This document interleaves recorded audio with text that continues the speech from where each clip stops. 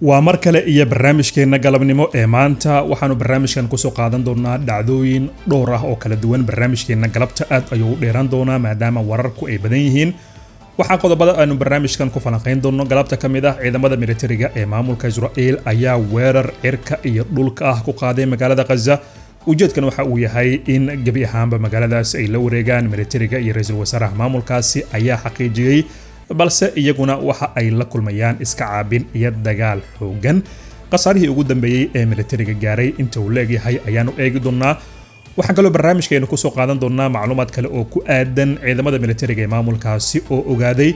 in madaxdii ciidamada ee loo diray Gaza ay soo guuldareysteen ayaa magacaabay 4 generaal oo kale oo cusub iyo 6 koroneel oo loo dirayo dagaalkaasi. waanu eegi doonaa. waxaan kaloo eegi doonaa ra'iisul wasaaraha maamulkaasi oo yiri Qatar iyo Shiinaha waxa ay ka shaqeynayeen sida ay dabcan ay u go'doomin lahaayeen Israa'iil, sida Israa'iil ay haddaba u go'doominayso magaalada Gaza si la mid ah ayay dabcan ay ka shaqeynayeen. waana mid kamid ah sababihii loo weeraray Gaza ay Qatar ayuu yiri. waanu eegi doonaa. waxaan kaloo barnaamijkeena ku soo qaadan doonaa arin musiibo ah ayaa ku dhacday saraakiil ka tirsan militariga maamulka Israa'iil. qaraxyo ayaa laga helay gawaaridooda iyagoo dabcan howlgal ku jira. ilaa hadda lama yaqaano qaraxyadaasi cidda gelisay, laakiin waxaa loo maleynayaa in dagaalyahanada kooxdaasi ay qaraxyo ay ku soo qariyeen gawaarida militarigaasi oo qaraxyada waa miinooyinka gawaarida lagu dhajiyo. shirkii weynaa ee Dooxa shalay ka dhacay madaxda hadaladii ugu qiimaha badnaa halka ka jeediyay hanjabaadaha iyo waxaanu eegi doonaa Soomaaliya iyana waxa ay halka ay ka tiri. haddii aad nagu cusub tahay nagu soo biir. waxaanu barnaamijkeena marka hore aynu ku bilaabaynaa. ra'iisul wasaaraha maamulka Israa'iil iyo sidoo kale wasiirkiisa difaaca iyo taliyihiisa amniga ayaa wada xaqiijiyay in ay bilaabeen howlgalka xagga dhulka ah oo Gaza ay ku qaadanayaan. warbaahinta idil waxay warinayaan in howlgal cirka iyo dhulka ah oo ay ka qayb qaadanayaan diyaaradaha militariga iyo sidoo kale ciidamo kumanaan ah oo dhawaan la soo geliyay magaaladaasi in ay hadda ay ka wadaan. shalay ayuu bilowday howlgalka gabi ahaantiisu, waxaana sidoo kale duqeymihii shalay ay ka geysteen Gaza ku geeriyooday 61 qof oo shacab ah. waxaa la sheegayaa in tiro 100 qof ku dhow inay halkaasi ku dhaawacmeen waa shalay oo keliya. maantana waxa ay ilaha amnigu ay sheegayaan in duqeymaha iyo howlgallada dhulka ay halkaysii ay kasii wadaan. ra'iisul wasaaraha maamulkaas waxa uu sheegay howlgalku inuu dabcan u socdo. wasiirkiisa amnigana waxa uu yiri Gaza waanu gubaynaa oo waxaanu ka dhigaynaa dambas. wasiirkiisa taliyihiisa amnigana waxa uu yiri howlgalladan waxay noqon doonaan kii soo afjari lahaa magaaladaasi oo aynu ku qaadan lahayn. haddaba kooxda waxa iska caabinta ee reer Falastiin iyaguna waxa ay halka ay ka sameynayaan dabcan falcelin iyo sidoo kale ka jawaabida dhammaan weeraradaasi. ilaa hadda macluumaadka hordhaca waxay sheegayaan in gawaari dhowr ah oo kuwa dagaalka ah la gubay, diyaarado lagu tuuray madaafiic laakiin ay gaari waayeen, iyo sidoo kale in khasaaro xoogan ay ciidamada militarigu ay gaareen. ilaa hadda lama yaqaano tirada rasmiga ah ee ciidankii duulaanka halka ku qaaday ay la kulmeen. laakiin shalay sidoo kale waxay warbaahintu tabisay in 300,000 oo reer Falastiin ah inay ka baxeen magaalada Gaza oo ay aadeen magaalooyinka kale ee ku teedsan, gaar ahaan xaafadaha ee dabcan hadda xaaladdu ay ka yara degan tahay. haddaba taa oo kaliya ma ahan maalmahan oo dhan waxa ay militariga madaxda ugu sarreysa ee maamulka Israa'iil ay ka hadlayeen in madaxdii loo diray xagga amniga magaalada Gaza iyo kuwa Israa'iil gudaheeda jooga ee howlgalkaasi ka shaqeynaya in ay ku guuldareysteen inay hore u dhaqaajiyaan. marka isbedel bay ciidamadooda ku sameeyeen generaaladii maadaama ay soo guuldareysteen. ilaa hadda 4 generaal oo sare la magacaabay iyo sidoo kale 6 koloneel. korneeladan hadda la magacaabay iyo sidoo kale generaalada marka la isku daro waa 10. waa madax cusub oo militariga ciidanka loo magacaabay. maalmahan oo dhan waxa arintan isku khilaafay wasiirka amniga iyo sidoo kale taliyaha ciidamada. ugu dambeyntii madax cusub bay magacaabeen, waxaana ujeedku yahay inay raggan dagaalkan Gaza ay hogaamiyaan oo ay gabi ahaan magaaladaasi la wareegaan, walow ay la kulmayaan iska caabin iyo sidoo kale wax aysan horay u arkin ciidamadaasi duulaanka ku ah magaaladaasi. ra'iisul wasaaraha maamulka Israa'iil ayaanu markan u galaynaa oo waxa uu yiri duqeyntii Dooxa aanu ka geysanay 2 arrimood ba ugu weyneed. arinta koowaad waxay ahayd xiriirka kooxdan reer Falastiin iyo Qatar ka dhaxaysa, iyo waxa kale uu yiri in Qatar iyo Shiinaha ay ka shaqeynayeen isku day ku aadan sidii loo go'doomin lahaa Israa'iil, laakiin Mareykanka ayaa annaga nala jira buu yiri.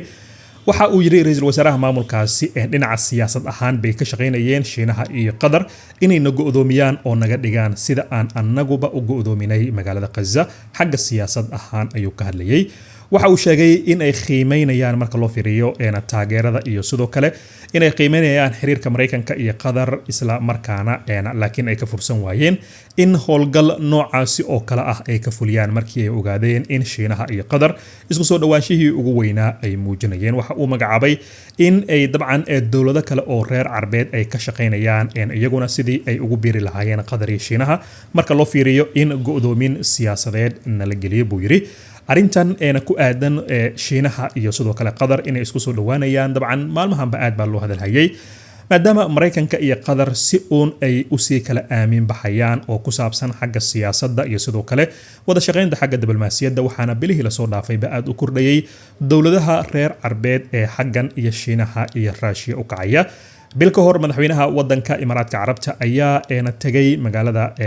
Rashi buu tagay halkaas buu kula kulmay Putin sidoo kalena Masar waatii ay aaday Shiinaha haddana Qatar ayuu sheegay ra'iisul wasaarahan in iyagana xagga iyo Shiinaha ay aadeen marka ma waxa la gaaray xilligii Mareykanka iyo dalalka Khaliijka ugu waaweyn ay kala dhaqaaqi lahaayeen walow Mareykanka uu dalalkan Khaliijka u sheego haddii hal toddobaad uu ka baxo garabkooda ama taageerada uu kala noqdo in shucuubta wadamada Khaliijka ay xilka ka qaadan doonaan dhammaan madaxda reer Carbeed waana mid kamid ah sababaha ugu waaweyn oo Carabi ay kula joogto Mareykanka iyo sidoo kale xulafadiisa qaybta hoose aragtidaada nagu biiri sidaad u aragto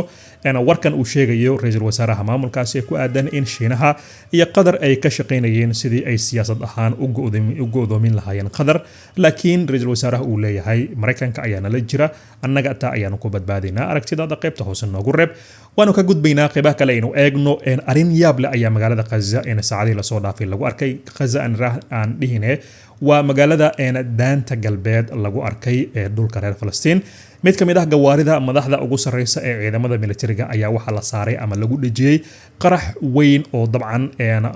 la soo xirxiray ilaa hadda baaritaan baa socda waxa la leeyahay arintan seebay ku suuragali kartaa militarigu waxay leeyihiin qaraxaasi dabcan gaariga wala saaray ilaa haddana lama yaqaano cid saartay booliiska ayaa si nabadgelyaha uga saaray qaraxaasi oo dhulka ayaa la dhigay oo wax khasaare ah ma aysan dhicin laakiin waxa laga hadlayaa sidee gawaaridan militariga ay kooxdan ugu soo dhawaan kartaa kadibna qarax ay ku xiri kartaa waa wax la isweydiinaya taasna dabcan waxa ay kor u qaadaysaa awoodda xagga sirdoon ee kooxdan ay haysato iyo sidoo kale maalmihii la soo dhaafay in ay wax ka bedeleen dagaalkooda qaabkii ay ku dagaalamayeen iyo sidoo kale waxa ay dagaalka ku soo kordhiyeen maadaama hadda Gaza dagaalkii ugu xooganaa cir iyo dhul uu ka socdo waxa la aaminsan yahay arintan inay taa ay ku lug leedahay iyo magacaabista saraakiil cusub oo ciidanka ku biiraya oo dhawaan ama shalay la magacaabay ugu dambeyntii maanta la shaaciyay arintaasina aad ayaa looga hadlayaa oo warbaahintu ay u falanqeynaysaa qaybta hoose noogu reeb seebe ugu suura gashay kooxdii arintan samaysay in saraakiisha ciidamada gawaaridooda qaraxyo la saaro oo dabcan qaraxyadaasina ay noqdaan kuwo ugu dambeyntii la dejiyo laakiin haddii ay saacado sii saarnaan lahaayeen qaraxyadaasi laga yaabi lahaa in khasaare ay gaarsiin lahaayeen waayahay markan aynu u gudagalno shirkii weynaa ee Carab iyo Islaam ay isugu timid oo Dooxa ka dhacay laba maalin ayuu shirkaasi socday maalintii Axadda iyo sidoo kale Isniintii Axaddii waxaa shiray wasiirada arrimaha dibadda ee dalalkaasi Carabta iyo Islaamka shalayna madaxdooda ayaa shiray waxaanu eegi doonaa bal hadaladii ugu waaweynaa ee halka laga sheegay waxaanu ku hormaraynaa Qatar ra'iisul amiirka wadankaasi Qatar Sheikh Tamim bin Hamid Al Thani ayaa waxa uu furitaankii khudbadiisa uu ku soo qaaday in wadankiisa caasimadoodu ay dabcan la kulantay weerar dadka deegaanka lagu beegsaday iyo qoysaska madaxda kooxda wax iska caabinto waxa uu sheegay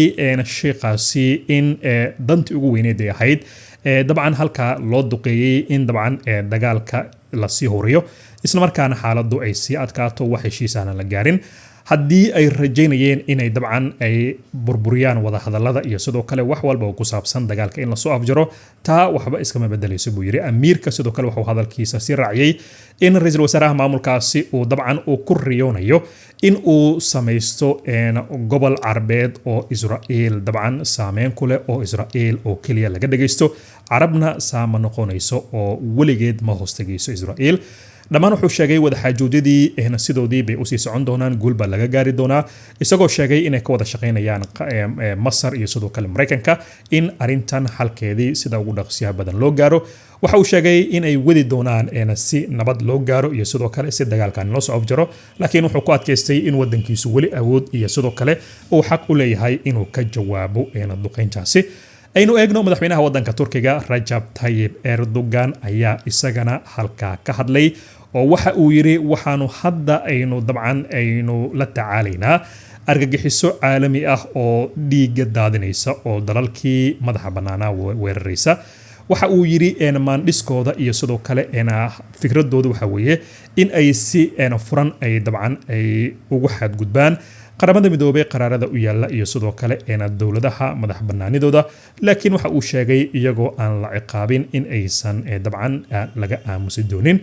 waxa uu sheegay madaxweynaha dalka Turkiga Recep Tayyip Erdogan in maskaxiyan madaxda Israa'iil ay hadda u baahan yihiin in la baaro, isagoo sheegay ra'iisul wasaaraha maamulkaasi inuu ka shaqeynayo sidii dadku waxa suuqi lahaa isla markaana uu dalalka ugu qancin lahaa in wada hadal la aado. weerarkii Dooxa waxa uu yiri waxa ay daaha ka qaaday cadowtooyada loo qabo nabadda dalalka Carabta. dhaqaale ahaan waa in aynu cadaadis u saarnaa Israa'iil, isla markaana waa in aynu eegnaa in aanu jawaab ka bixinaa arrintaasi buu yiri. sidee baad u aragtaa amiirka wadanka Qatar hadalkii uu sheegay iyo sidoo kale hadalka madaxweyne Recep Tayyip Erdogan? qaybta hoose aragtidaada noogu reeb. aynu eegno marka hadalkii iyo khudbadii madaxweynaha wadanka Masar General Abdel Fattah al-Sisi. waxa uu ugu horeyn khudbadiisa uu sheegay in dhulka Qatar weerarkii lagu qaaday ay xadgudub caalami ah ay tahay, isla markaana ay khatar gelinayso dhammaan nabadgelyada gobolka. waxa uu ugu digay Israa'iil inay isxakamayso oo aysan ka badbadinin xaaladda gobolka. waxa uu sheegay in dadka reer Israa'iil ay yihiin ayna eegayaan waxa socda, laakiin iyagu aanu raalli ka ahayn. al-Sisi waxa kale uu sheegay Israa'iil inay waajib ku tahay inay fahamto amniga iyo madax banaanida dhammaan wadamada, isla markaana aan qaab qasab ah lagu keeni doonin, waa in ay isxakamaysaa buu yiri. dhawaan dowladda wadanka Masar waxay xaqiijisay in ay ogaatay sir weyn oo muujinaysa in Israa'iil ay qorsheynayso in ay gudaha wadankeeda ay ku duqeyso madaxda kooxda wax iska caabinta ee reer Falastiin. laakiin taa hadday dhacdo waxay Masar tiri annagu ma noqon doono sida dowladaha qaarkood waanu ka jawaabi doonaa. aragtidaada qaybta hoose hadalkaasi General Abdel Fattah al-Sisi meesha uu ka sheegay noogu reeb, annaguna waan ku safar celin doonaa. aynu kusii soconno madaxweynaha wadanka Iiraan Mascuud ayaa isagana halkaasi ka hadlay oo waxa uu yiri hogaamiyaasha caalamku waa in ay isu yimaadaan midoobaan oo ay isbarbartaagaan Qatar kana soo horjeestaan Israa'iil buu yiri. waxa waajib nagu ah in hanjabaadahan iyo sidoo kale weeraradan iyo dambiyadan ka imanaya Israa'iil aan uga falcelinno sidii loo baahnaa, isla markaana aynu muujino awood dheeraad ah ayuu yiri. Iiraan waxay diyaar u tahay inay taageerto taageeradeeda ay banaanka la imaato buu yiri. waa suuragal buu yiri in wadamada caalamku ay xiriirka u jiraan maamulkan been abuurka ah, waa in aynu muujinaa inaanu isu nimaano oo weerarkan aanu ka falcelinno, adduunka oo dhanna uu arko awoodda gobolkan Islaam iyo Carab ay leeyihiin. sidee baad u aragtaa hadalkaasi madaxweynaha wadanka Iiraan? qaybta hoose noogu reeb. aynu sii soconno waxaanu eegi doonaa ra'iisul wasaaraha wadanka Ciraaq Maxamed Shiica al-Sudani.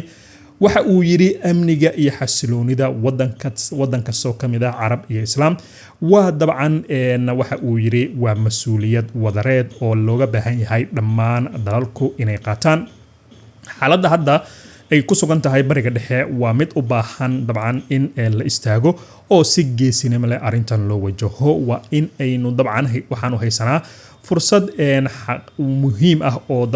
muujinaysa inaanu ku dirno fariin cad oo xaqiijinaysa amniga dalalkeenu inay tahay lagama maarmaan. waxa ugu baaqay dhammaan wadamadii ka soo qaybgalay shirkaasi Carab iyo Islaam in ay Qatar ay garab istaagaan, isla markaana ay muujiyaan awoodooda difaac iyo sidoo kale awoodooda xagga cirka iyo dhulka. ayaa uu yiri. sidee baad u aragtaa khudbadda iyo hadalkaasi ra'iisul wasaaraha wadanka Ciraaq? isagana qaybta hoose noogu reeb. aynu eegno boqorka wadanka Jordan, boqor Cabdullaahi labaad. waxa uu yiri duqeyntii Doha waxay dabcan ay muujisay sida aan faqri ahaan u noolnahay iyo sida Israel ay mar walba xisaab la'aan ay inoo soo hujuumayso waa in jawaabteena ay cadaataa koobnaataa isla markaana caalamka laga dareemaa boqorku wuxuu cambaareeyay duqeynta iyo wuxuu cambaareeyay dhibaatooyinkan hadda ka socda daanta galbeed iyo deegaamaysiga xaaladda guud ahaan Gaza waxaana uu yiri waa in aynu dabcan ka baxnaa sidaan faqriga ah oo aanu u noolnahay amni ahaan buu ka hadlayay isagana sidaad u aragto qaybta hoose noogu reeb aragtidaada boqorka wadanka Jordan aynu eegno Falastiin madaxweynaha wadanka Falastiiniinta Mahmoud Abbas oo dhawaan Mareykanka uu ka mamnuucay shirka qaramada midoobay inuu ka qayb galo oo fiisaha wadanka Mareykanka uu helo ayaa isagana halka khudbad dheer ka jeediyay oo waxa uu yiri waxaan ugu baaqayaa bulshada caalamka in ay mas'uuliyad ay saaraan oo Israel ay la xisaabtamaan keenaan miiska wada hadalka iyo miiska wada xaajoodka waxa kale uu yiri madaxda Israel ee midigta fog ee dowladooduna ay ku dhisan tahay waa in nabadda gobolka aan laga baryin oo si awood ah loo tusaabo yiri waxa ugu baaqay golaha ammaanka ee qaramada midoobay inay joojiyaan hadallada balse ficil ay arinta ay u rogaan aragtidaada madaxweynaha wadankaasi Falastiin Mahmoud Abbas qaybta hoose noogu reeb Malaysia aynu eegno ra'iisul wasaaraha wadanka Malaysia Anwar Ibrahim ayaa isagana halka ka hadlay oo waxa uu yiri dadkeenu waxay noqdeen kuwo had iyo jeer ka walwala hadalka waxa ay dabcan daawanayaan cambaareen oo kaliya waxa dabcan loo baahan yahay in baaq caalami ah laga soo tago oo loo gudbo hanjabaad caalami ah iyo jawaab caalami ah waxa uu yiri waa in aynu dabcan noqonaa kuwo dhiiran oo geesiyaal ah waa in aynu isweydiinaa buu yiri maxaa xigi doona kadib qadar waxa uu yiri cambaareen oo kaliya ma joojinayso duqeymahan waa in aynu dabcan xor ka dhignaa Falastiin waa inaynu dharbaaxo iyo sidoo kale feer aanu isugu darnaa buu yiri si nabad aynu u dhalino waa in diblomaasiyaddu ay dabcan istaagtaa oo aanu eegin oo aanu dabcan fiirino xiriirka sidii aanu ugu jari lahayn Israel waa mid ka mid ah khudbadihii ugu waaweynaa oo meesha laga jeediyay qaybta hoose noogu reeb ra'iisul wasaaraha wadanka Malaysia Anwar Ibrahim hadalkaasi uu sheegay iyo sida aad u aragto Indonesia aynu eegno ama Indonesia madaxweyne ku-xigeenka wadanka Indonesia ayaa isagana halka ka hadlay Raka ninka yiraahdo waxa uu yiri Falastiiniintu waxa ay su'aal gelinayaan dabcan sida ay wax u dhacayaan oo waxay sugayaan in dagaaladan mar uun laga joojiyo shirkan waxba dabcan ma bedelayo waa shir inuu iska caadi ah laakiin waa inaanu dabcan qaramada midoobay ay fulisaa mandatekeeda iyo sidoo kale waa in cadaadiska weyn la saaraa Israel oo la yiraahdo haddii waxaan aad sii wadaan waa in aad wax uun aad weyn doontaan buu isagana uu yiri qaybta hoose ra'iisul wasaaraha madaxweyne ku-xigeenka wadanka Malaysia nagu reeb Pakistan aynu fiirino iyana ra'iisul wasaaraha wadanka Pakistan Shahbaz Sharif ayaa qiray in wadankiisa uu si buuxda u garab taagan yahay wadanka Qatar ugu uusay Pakistan hubkii nuclearka bay gacanta ku haysaa warkan ra'iisul wasaaraha wadanka Qatar ra'iisul wasaaraha wadankaas Pakistan wuxuu yiri waxaanu si adag u cambaaraynaynaa gardarada Middle East ka socda waxaan sidoo kale xaqiijinaynaa in Pakistan ay si buuxda u garab taagan tahay Qatar waa inaynu dabcan muujinaa adkaysi iyo sidoo kale waa inaanu muujinaa inaanu arintan ka aamusin oo aanu dagaal eegnaa oo aysan kaliya hadal iyo sidoo kale wax kale aysan naga noqon buu isagana hadalkaasi ku yiri waayahay dowladihii ugu waaweynaa weeye inkasta oo 60 dowladood ay meesha ka hadashay ee Soomaaliya ayaanu eegaynaa oo madaxweynaha wadanka Soomaaliya Xasan Sheekh Maxamuud waxa uu yiri haddii laga sii aamusnaado arintan waxa ay noqon doontaa in Israel ay waxan iyo wax ka daran ay samayso waa in qadiyada reer Falastiin aan xoog saarnaa oo la helaa dowlad reer Falastiin ay leedahay oo Qudus caasimadeedu ay tahay buu Xasan Sheekh Maxamuud halka ka sheegay isagoo careysan waxa uu yiri waa in dhammaan Carab iyo Islaam mowqif midah ay yeeshaan oo arintan la wajaha buu yiri markaan aynu fiirino ururada marka dowladihii ugu waaweynaa oo halka ka hadlay ugu saameynta badnaa weeye aynu fiirino marka ururada waxay halka ka yiraahdeen aynu eegno golaha Gulf isku yiraahdo ama Gulf Cooperation Council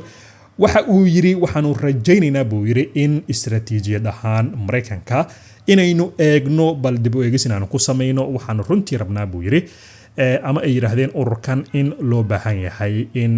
shirkan la sii ambaqaado oo aan la joojinin la xushmeeyo madax banaanida iyo sidoo kale qadiyada wadanka qatar la garab istaagaa buu yiri waxaana hadlayay Jasmine Mohamed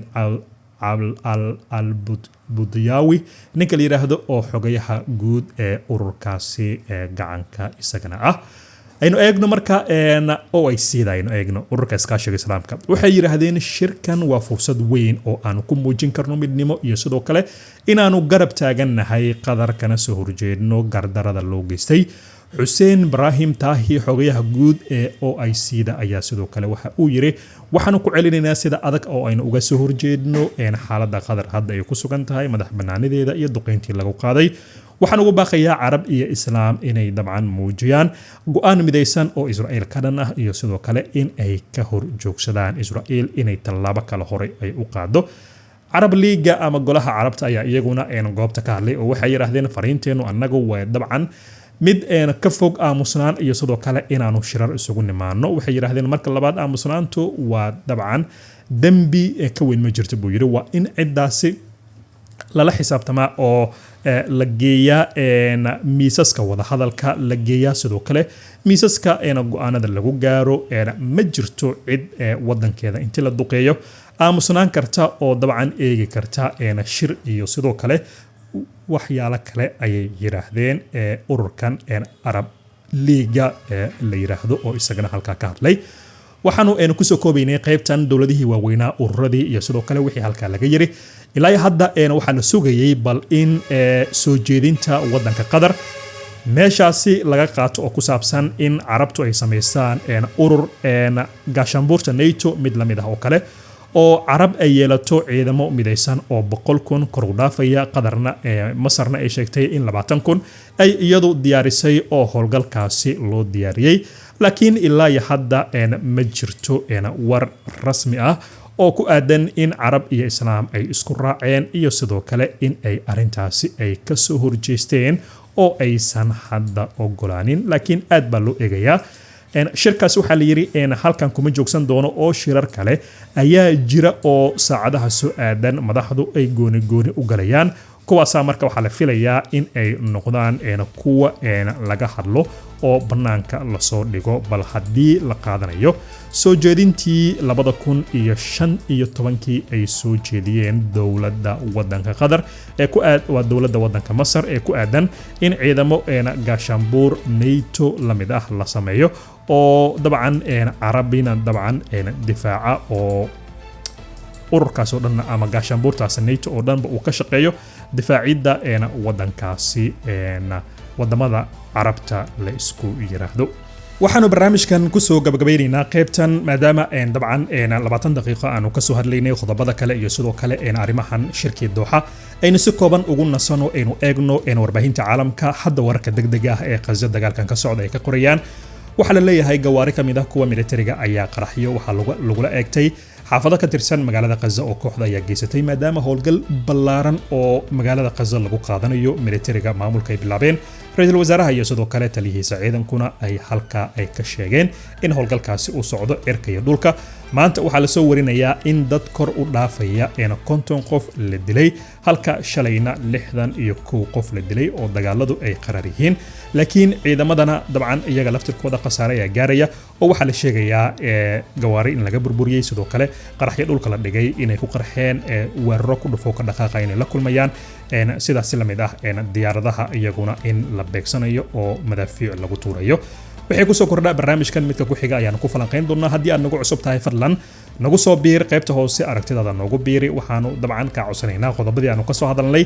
inaad qaybta hoose ra'yigaaga aad ku biiriso aragtidaada sidaad u aragto sidaas la mid ahna ha iloobin inaad subscribe noo saarto qaybta hoose aad iyo aad baad u mahadsantihiin dhammaantiin maalin wanaagsan